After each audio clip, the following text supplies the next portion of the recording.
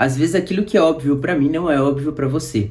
Vou te falar exatamente o que aconteceu e por que eu já perdi alguns clientes por conta de achar que a pessoa sabia de alguma coisa e acabou ela não sabendo e eu me frustrando e ela também se frustrando, enfim. Mas essa culpa, ela é mais minha, 99% minha, do que dessa pessoa. Mas eu quero explicar para você. Bora! E eu quero já começar a fazer uma pergunta para você. Se você é dono de negócio, provavelmente você explica as coisas tanto para as pessoas que são próximas, tanto para as pessoas que já estão mais distantes, quanto para fazer negócio. E você deve estar falando, cara, nossa, eu explico isso aqui todo dia, pelo menos aí umas 20 vezes eu explico isso aqui para a pessoa. E eu tenho uma coisa para te falar. Isso aí é só óbvio para você, tá? Para a pessoa que você tá falando, isso não é óbvio. Só que calma, também não é burrice de ninguém não entender, enfim, a pessoa não nasce sabendo tudo. Só que a partir do momento que você começa a falar aquilo e aquilo vira uma frequência e você continua sempre falando isso para as pessoas, isso vai sendo marcado dentro do seu cérebro. Só que o seu cérebro ele desaprende que aprendeu. Então ele acha que isso é um comportamento para todo mundo. Ele acha que todo mundo precisa saber disso também. Então, às vezes, quando você repete muitas coisas, o seu cérebro já associa isso e também associa que as pessoas já devem ter escutado muitas coisas também. Então, aí que vem o grande pulo do gato e simplesmente aonde muitas pessoas se frustram porque acham que uma já sabe uma coisa e ela acaba simplesmente não sabendo de nada. E eu vou dar um exemplo que é bem real, cara. É um exemplo que aconteceu, se eu não me engano, foi no mês passado isso. Eu fechei com um cliente, normal até aí, tudo certo. E aqui dentro da nossa consultoria, dentro do nosso processo comercial, a gente sempre fala que vai entregar um site para o cliente.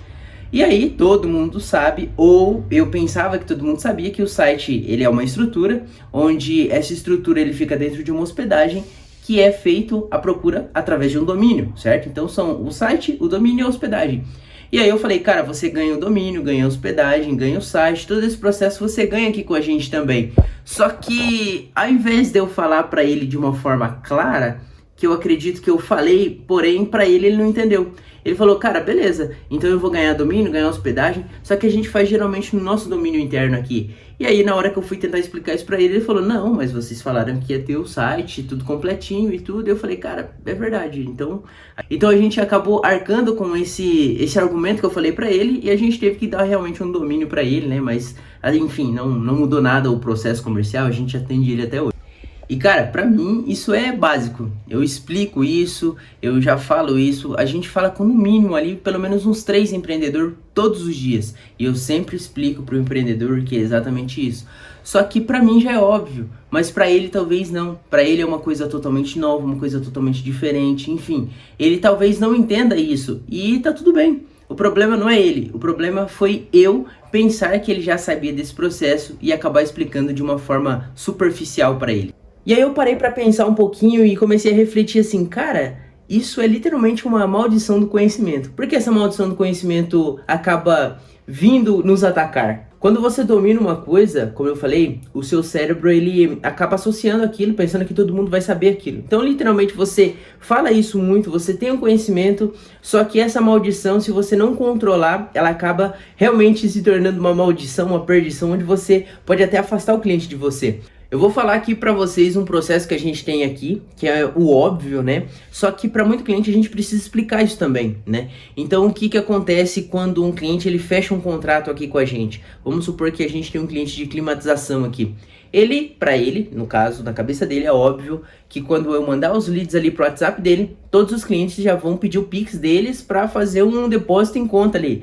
E não é assim que funciona. Tem todo o processo de gravação, onde a gente vai produzir os criativos. Depois que a gente produz os criativos, a gente vai subir a campanha. Depois sobe a campanha, vai chegar o lead lá e ele vai converter. A gente vai dar algumas ideias para ele converter esse lead e consequentemente ele vai fechar. Mas assim, não é certeza que o lead vai fechar com ele. Então é por isso que a gente sempre tem que falar o não óbvio também. Cara, olha, vai chegar o lead aí, você vai ter que conversar com ele, vender, literalmente vender o seu peixe. Só que para eles isso não é óbvio. e pra gente é óbvio, então a gente tem que se policiar com essa maldição do conhecimento que a gente tem. Outra coisa que acontece muito aqui na empresa também, a gente tem uma meta aqui, que a gente coloca uma meta para o cliente de 40 dias ali, para que ele possa fazer as vendas, né? Então a gente define um valor ali. Para mim isso é óbvio, cara, se ele não bateu as metas dos 40 dias, ele não precisa pagar. Só que para ele acha que é uma jogada de marketing, que eu vou fazer alguma coisa mirabolante no final e enfim, e acaba até ficando com o pé atrás. Mas não, cara,